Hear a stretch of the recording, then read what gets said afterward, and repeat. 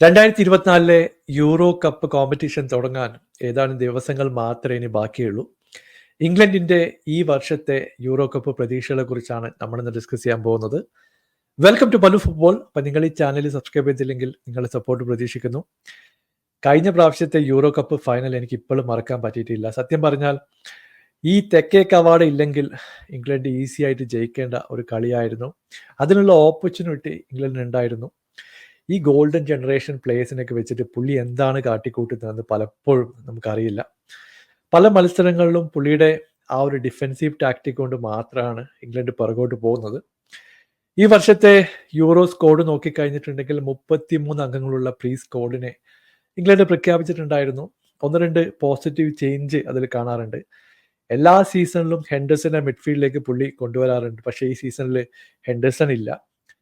പിക്ഫോർഡും മാഗ്വയറും ഒക്കെ പുള്ളിയുടെ favourite player ആണ്. ഇപ്പോഴും ആ സ്ക്വാഡിൽ ഈ 2 പ്ലേയേഴ്സ് ഉണ്ട്.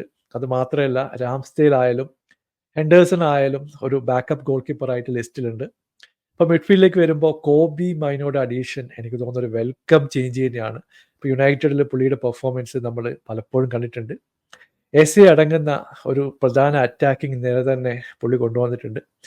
ഇപ്പോൾ ഒരു കഴിഞ്ഞ പ്രസ് കോൺഫറൻസിൽ സൗത്ത് ഗേറ്റ് വളരെ കൃത്യമായിട്ട് പറഞ്ഞത്, ഇതിൽ കുറച്ച് പ്ലേയേഴ്സ് ഫ്യൂച്ചറിസ്റ്റിക് ആയിട്ട് കൊണ്ടുവന്നിട്ടുള്ളതാണ്. അവർ ഈ ടൂർണമെൻറ്റിൽ കളിക്കാൻ പോകുന്നില്ല. അപ്പോൾ ഇന്ന് പുറത്തു വരുന്ന വാർത്ത അനുസരിച്ച് മാഡിസണെ ഓൾറെഡി ആ മിഡ്ഫീൽഡിൽ നിന്ന് ചോപ്പ് ചെയ്ത് കഴിഞ്ഞു. പുള്ളി ഇംഗ്ലണ്ടിൻ്റെ സ്ക്വാഡിൽ ഉണ്ടാവില്ല എന്നാണ് ഡേവിഡ് ഓൺസ്റ്റിനൊക്കെ ഇപ്പോൾ റിപ്പോർട്ട് ചെയ്യുന്നത്.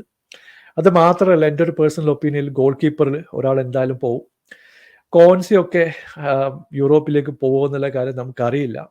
ഇപ്പം മിഡ്ഫീൽഡിലായാലും എസ്സേനെ പുറത്താക്കുന്നുള്ള വാർത്ത കേട്ടിട്ടുണ്ട്. പക്ഷേ പുള്ളി എനിക്ക് തോന്നുന്നു പുള്ളിയുടെ സ്ട്രെങ്ത് നോക്കിയാലും ഫിസിക്കൽ എബിലിറ്റി നോക്കിയാലും പുള്ളി സ്ക്വാഡിൽ ഉണ്ടാവുന്നത് ഇംഗ്ലണ്ടിനെ സംബന്ധിച്ചിടത്തോളം ഒരു പോസിറ്റീവാണ്. അപ്പം ഇതുപോലുള്ള ഒരുപാട് ടാലൻറ്റഡ് പ്ലേയേഴ്സ് ഇപ്പോൾ ഇംഗ്ലണ്ടിൻ്റെ ഫ്രണ്ട് ലൈനുണ്ട്. നമുക്കറിയാം, ഫോഡൻ സെറ്റിക്ക് വേണ്ടിയിട്ട് കത്തിക്കയറിയ ഒരു സീസണാണ്.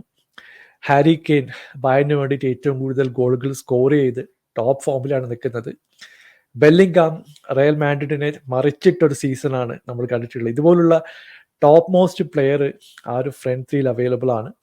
അവരെ വേണ്ട രീതിയിൽ യൂസ് ചെയ്ത് നല്ല രീതിയിൽ കോമ്പറ്റീഷനിൽ മുമ്പോട്ട് പോകാൻ സാധിക്കും എന്നുള്ള പ്രതീക്ഷയുണ്ട്. ഇപ്പോൾ പ്രഡിക്ഷനൊക്കെ വെച്ച് നോക്കിക്കഴിഞ്ഞിട്ടുണ്ടെങ്കിൽ 19% ചാൻസ് ആണ് ഫ്രാൻസിനും ഇംഗ്ലണ്ടിനും ഒക്കെ നോർമൽ പ്രെഡിക്റ്റർ ആപ്പിലൊക്കെ പുറത്തേക്ക് വരുന്നത്. ഈ 19%-ൽ പ്രധാനപ്പെട്ട ഒരു ഫാക്ടർ സൗത്ത് ഗേറ്റ് തന്നെയാണ്. പുള്ളി എങ്ങനെ ടീമിനെ കളിക്കും നമുക്ക് ഒരിക്കലും പറയാൻ പറ്റില്ല.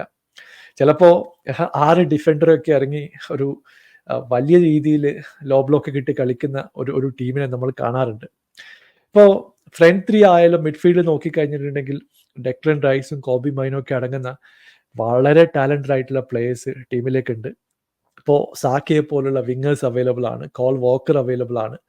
ഇപ്പോൾ ലെഫ്റ്റ് വിങ്ങിലായാലും റൈറ്റ് വിങ്ങിലായാലും അതിനനുസരിച്ച് കളിക്കാൻ പറ്റിയ ടാലൻറ്റഡ് ആയിട്ടുള്ള സ്ക്വാഡ് ഇപ്പോൾ ഇംഗ്ലണ്ടിനുണ്ട്.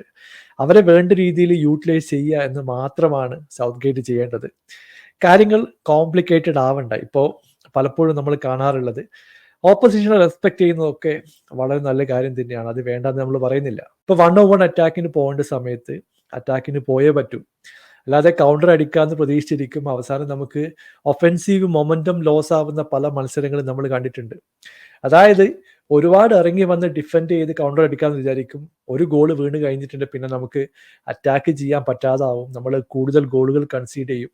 ഇത് പല മത്സരങ്ങളിലും കണ്ടുകൊണ്ടിരിക്കുന്ന ഒരു സിറ്റുവേഷനാണ്. ഇത് ചേഞ്ച് ചെയ്യാൻ സൗത്ത് ഗേറ്റ് എന്ത് ചെയ്യും എന്നുള്ളതാണ് ഏറ്റവും പ്രധാനപ്പെട്ട ഒരു ചോദ്യം. ഇപ്പം എന്തായാലും ഒരുപാട് പ്രതീക്ഷയൊന്നുമില്ല. എല്ലാ സീസൺ ഇറങ്ങുമ്പോഴും നമ്മുടെ സ്കോഡ് കണ്ടു കഴിഞ്ഞിട്ടുണ്ടെങ്കിൽ പേപ്പറിൽ വൺ ഓഫ് ദി ബെസ്റ്റ് സ്കോഡായിരിക്കും. പക്ഷേ കളി തുടങ്ങിക്കഴിയുമ്പോൾ നമുക്ക് മനസ്സിലാവും ഈ സ്കോഡ് എവിടെ എത്താൻ പോകുന്നില്ല എന്ന്.